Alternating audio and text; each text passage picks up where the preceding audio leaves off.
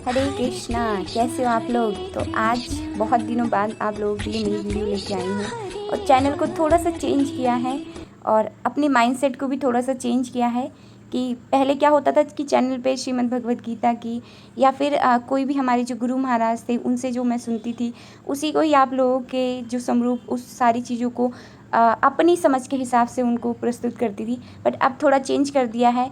अब थोड़ा बिल्कुल बेसिक लेवल से सोचा स्टार्ट करेंगे ताकि आप लोगों को भी समझ में आए और हम भी बेटर अंडरस्टैंड कर सके।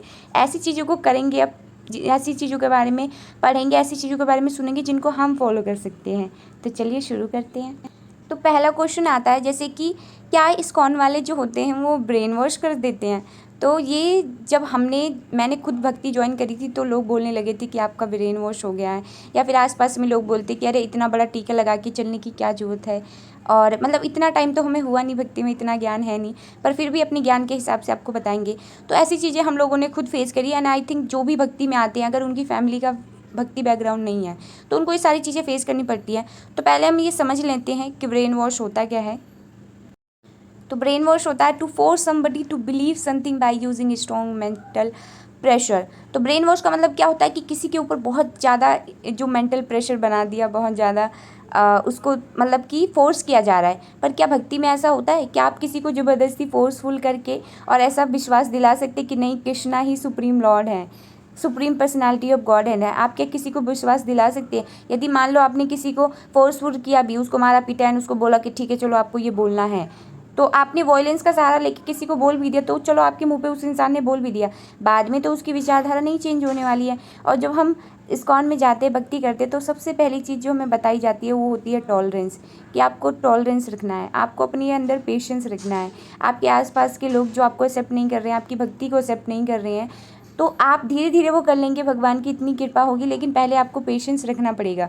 तो इस्कॉन में कोई भी ब्रेन वॉश नहीं होता है, ये पहला पॉइंट मैं क्लियर कर दूँ। इस्कॉन में जो होता है वो ब्रेन को एकदम से मैन्युफैक्चर करके उसको प्रोटीन और प्रोटीन अच्छे से पिला के उसको क्लीन किया जाता है, उसका प्योरीफिकेशन हो जाता है। जो हमारा मन होता है इतना दूषित होता है, उसके कारण जो होती है हमारा कनेक्शन जो हमारे भगवान होते हैं उनसे दूर हो जाते हैं हम और इस पृथ्वी लोक पे आ जाते हैं।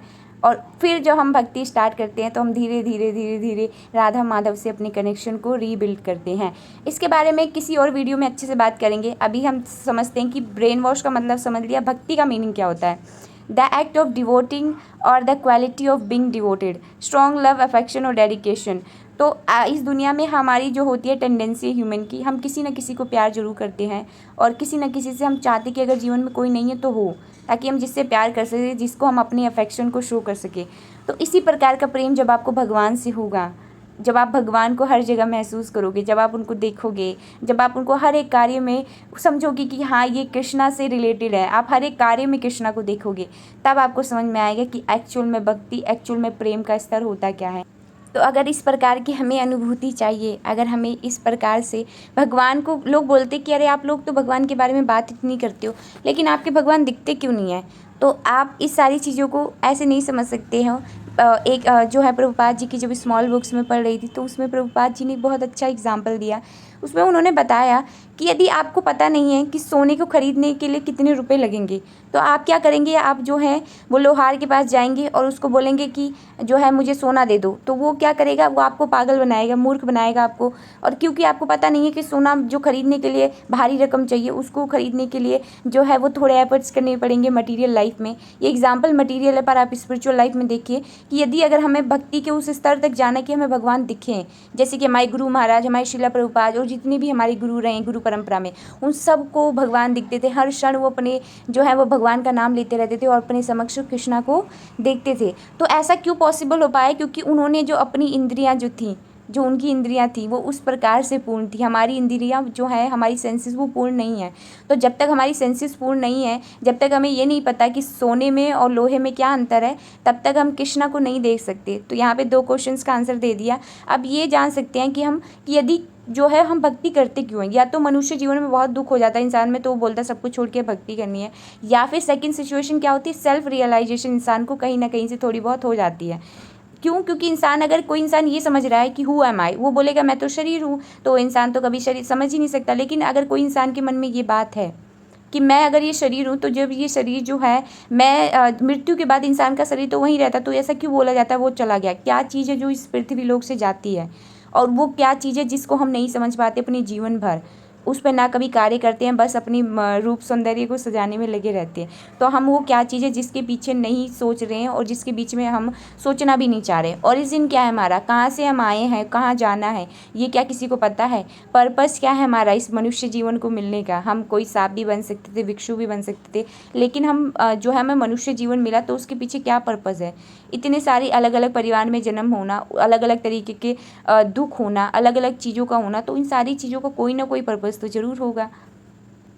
और अगर जो है, जो एक जो है प्रभुपाद जी की स्मॉल बुक है, परफेक्ट क्वेश्चन परफेक्ट आंसर्स करके, वो आप ज़रूर पढ़िएगा। तो उसमें ये बताया गया है कि कृष्णा जो है वो ऑल अट्रैक्टिव है। कुछ लोग क्वेश्चन करते हैं कि माता जी हमने बहुत पाप किए, हम अपने जीवन में अभी भी बहुत सारी गलत आदतों से जो है वो लिप्त हैं, एडिक्ट है, तो हम क्या भक्ति कर सकते, क्या हमें कृष्णा एक्सेप्ट करेंगे? क्यों नहीं करेंगे?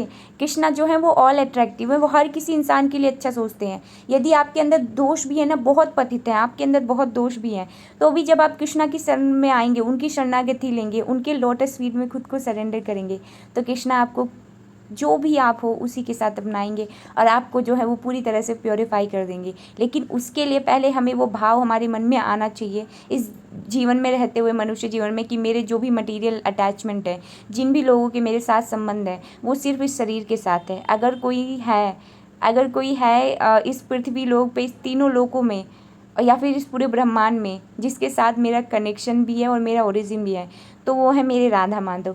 जब आप ये समझ जाएंगे तब आपकी भक्ति की लाइफ की शुरुआत हो जाएगी।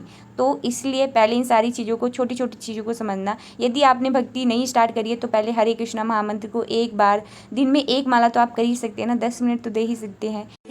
तो इसलिए अपनी स्पिरिचुअल लाइफ की शुरुआत कीजिए। यदि नहीं किए हैं तो हरे कृष्णा महामंत्र से जाप करिए। इस मंत्र का जाप कैसे कर सकते हैं? सुबह कर सकते हैं, शाम को कर सकते हैं, कभी भी कर सकते हैं। हरे कृष्णा कृष्णा कृष्णा हरे हरे, हरे राम राम राम हरे हरे।